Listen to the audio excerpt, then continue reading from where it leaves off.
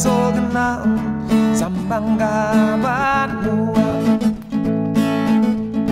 Onga Biala Mabua Watogana Zambanga Ya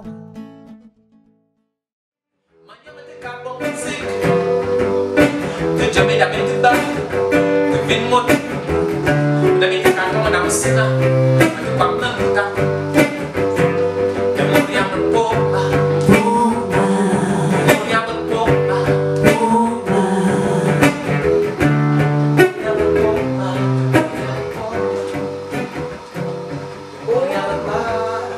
Ah, encore moi, toujours moi là derrière à chanter avec mon horrible voix.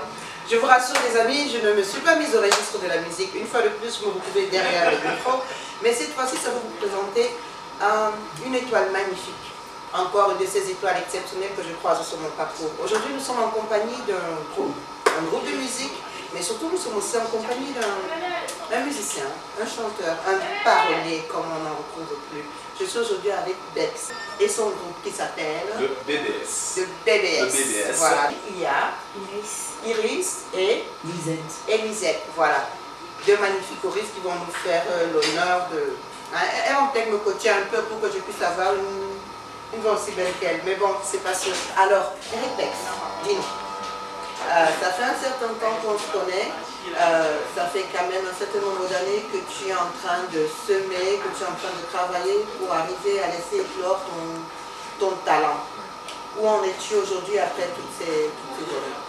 Bah, disons qu'aujourd'hui je suis un peu à l'accomplissement de ces efforts parce qu'aujourd'hui je suis produit par une maison oui. Du nom de Roots and Culture Clubhouse. Roots and Culture Clubhouse. Voilà. Et nous avons déjà produit un single en 2018. Un album entier est sorti de 10 titres en 2019. C'est dans cet album qu'on retrouve le son Vogle de Tara. Voilà, Vogle de Tara, exactement. Vous retrouverez le clip Vogle de Tara justement juste après ce partage.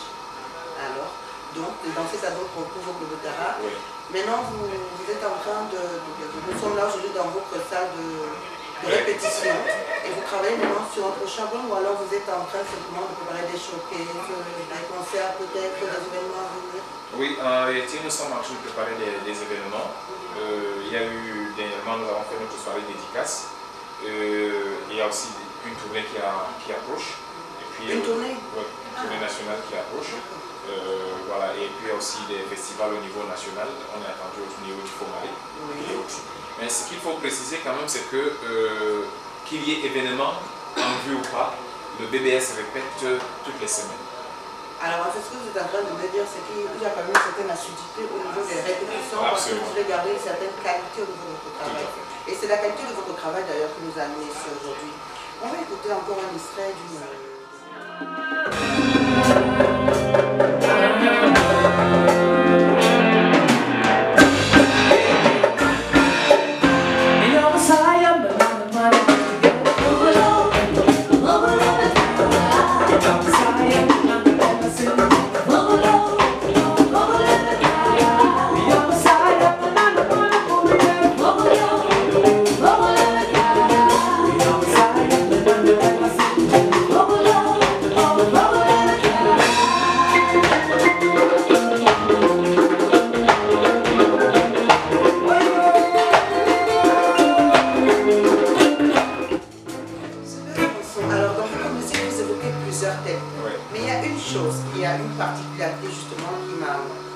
personnellement touché profondément il y a quelques années, c'est parce que vous exprimez votre talent à travers votre langue maternelle.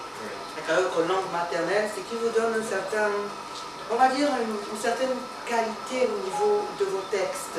Et c'est ce qui nous a menés ici aujourd'hui, les amis, c'est la qualité du travail. Donc ça vous donne une certaine qualité au niveau de vos textes. Pourquoi avoir choisi, dans ce climat où on sait que maintenant tout le monde chante en anglais, en chinois, en français, pourquoi avez-vous décidé de rester, de continuer dans la plupart de vos chansons, de continuer à chanter dans votre langue maternelle? Pour la simple raison que, en voulant faire du reggae, avec le reggae on s'internationalise forcément. Mais la particularité c'est que s'il faut s'internationaliser, il faut dire au monde d'où on vient. Oui. Alors, dire au monde d'où on vient, c'est dire ce qu'on est. À travers le reggae qui est chanté en petit, n'est-ce pas, par exemple, qui est chanté en franglais, j'exprime mes sources camerounaises et du centre. Donc j'annonce au monde entier que ce reggae, il sort du Cameroun. C'est important de se présenter aux gens selon ce qu'on est réellement, dans notre essence première, j'ai envie de dire ça.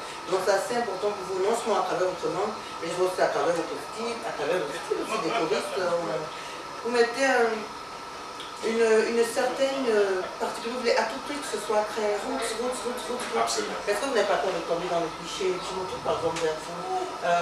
Quand vous faites vos concerts et tout ce que vous avez, on va être très africaine, hein, ce que tout le monde apprécie probablement, des nappes, une belle tenue, ce qu'on ne trouve plus aujourd'hui. Qu'est-ce que vous voulez exprimer à travers votre façon de dire? Je veux juste exprimer ce que je ressens en instant. Ce que nous, les Africains, nous avons vécu. Ce que nous, les Africains, nous avons vécu. Oui, auparavant. Et ce que nous avons vécu. Dans notre histoire. Voilà, notre histoire en fait. Est-ce que ce qui se passe actuellement, dans ce que ce soit sur le plan économique, culturel, vous affirmez qui vous êtes à travers votre tenue et votre coiffure? Est-ce que vous n'arrivez pas de porter des choses différentes pendant les concerts? Si, mais... Quelque chose de plus occidental, j'ai envie de dire. Ça arrive. Mais il nous arrive de faire des mélanges occidentaux. Les petits mélanges comme vous en avez. Aujourd'hui quand même, vous avez fait un petit mélange, une exception. Mais je suis sûre que sous la coiffure, sous le chapeau, je parie que c'est quelque chose de très naturel que vous avez. Enfin, je vais me demander dans le chapeau, mais je suis certaine à 1 milliard de pourcents que c'est le cas. Vous le confirmez? Je le confirme. Et pourquoi?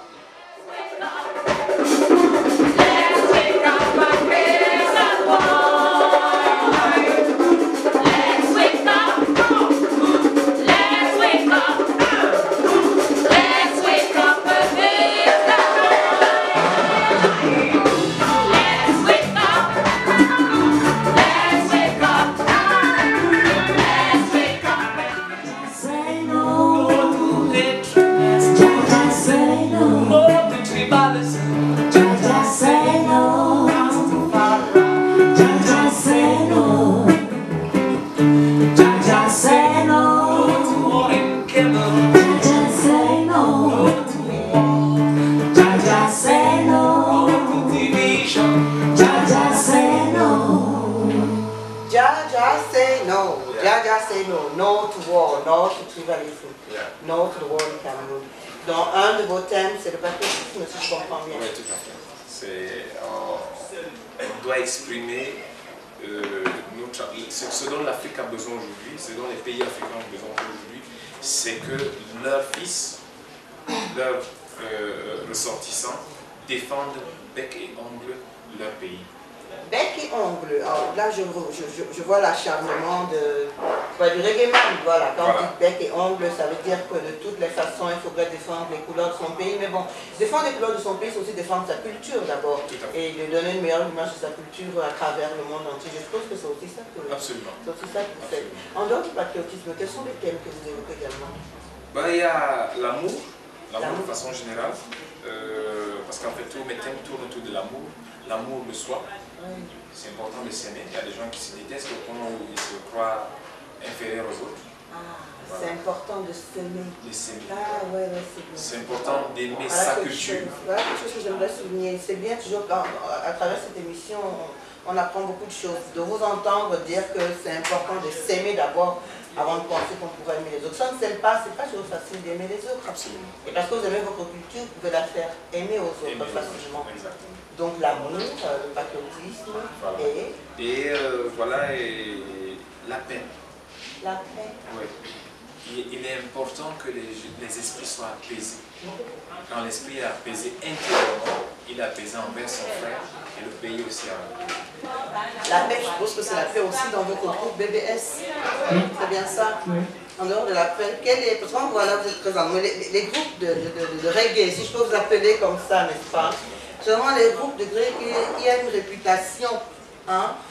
vous avez certainement compris de quoi je veux parler. On dit que vous êtes amis parce que vous fumez les mêmes choses, si je peux dire comme ça. Bon, vrai ou faux? Dites-moi, Lydia, vrai ou faux? Faux. Faux. Peut-être la même musique, mais pas le reste. Pas le reste. Bon, on ne va pas dire ce que c'est, hein, parce qu'il y en a qui ne savent pas ce que c'est. On va les laisser mourir ignorants. Donc, vous fumez la même musique, mais le reste, non. Non. Vous me rassurez que vraiment non. Non. Parce que, comment je regarde,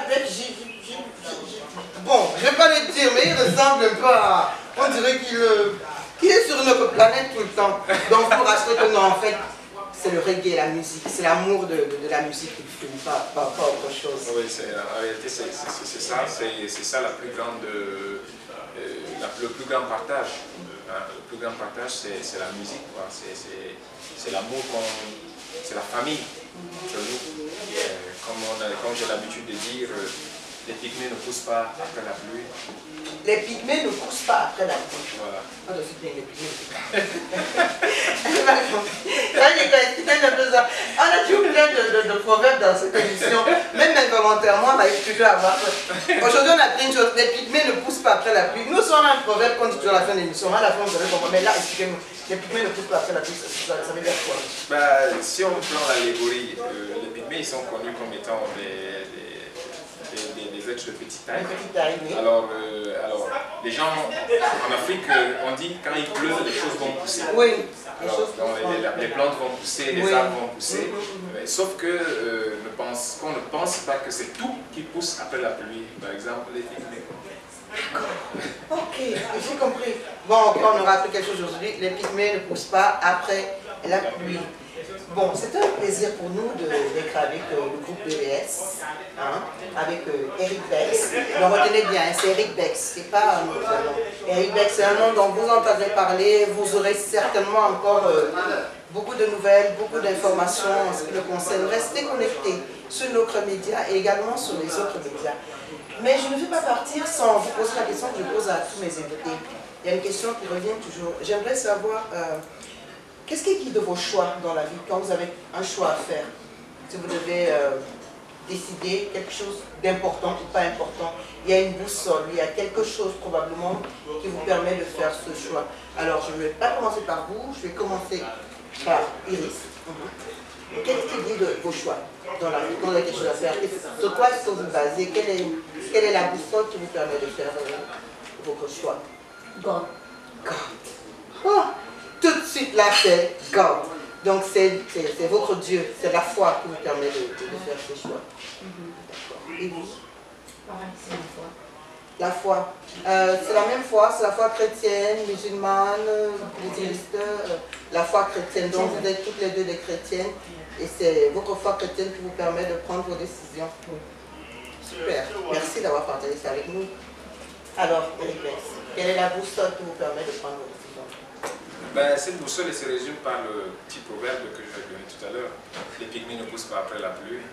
C'est-à-dire que dans la vie, il ne faut jamais chercher à faire ce qui est contre nature.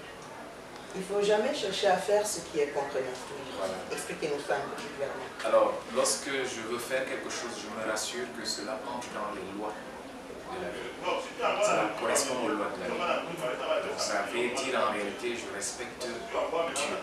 Respecter Dieu, Voilà. au-delà des religions. Au-delà des religions, c'est Jah qui est au-dessus de tout. Jah. Voilà. Jah, c'est Dieu. Exactement. C'est lui qui est au-dessus de tout. C'est la nature qui nous enseigne ses voies, qui nous enseigne ses lois. On a la physique, on a les mathématiques, on a la culture qui nous enseigne les voies de Jah. Et la nature nous dit que les pygmées ne poussent pas après la pluie. Bien, ça veut dire qu'en fait, il faut toujours faire des efforts lorsqu'on veut quelque chose. Absolument. Il n'y a que l'effort qui nous permet d'avancer et d'obtenir ce qu'on veut. Tout à fait. Merci beaucoup, merci Eric Bex de nous avoir accordé ce moment. C'est le BDS qui vous remercie. Voilà. Et on vous souhaite d'avoir un parcours aussi lumineux que la belle personne que vous êtes. Que votre parcours continue d'être lumineux et que Jah, continue de vous illuminer. Voilà, de vous illuminer, de vous accompagner. Alors les amis, comme d'habitude, là on a appris aujourd'hui que les pygmées ne poussent pas après la pluie. Bon, je vais partager avec vous aussi un proverbe, une parole, un mot, un mantra que je partage tout le temps avec mes amis, avec mes étoiles. Alors, comme d'habitude, n'oubliez pas une chose. Le vent qui déracine le baobab n'empêche pas l'aide de s'envoler. Absolument. À très bientôt. Absolument, n'est-ce pas? Voilà. À bientôt, les amis.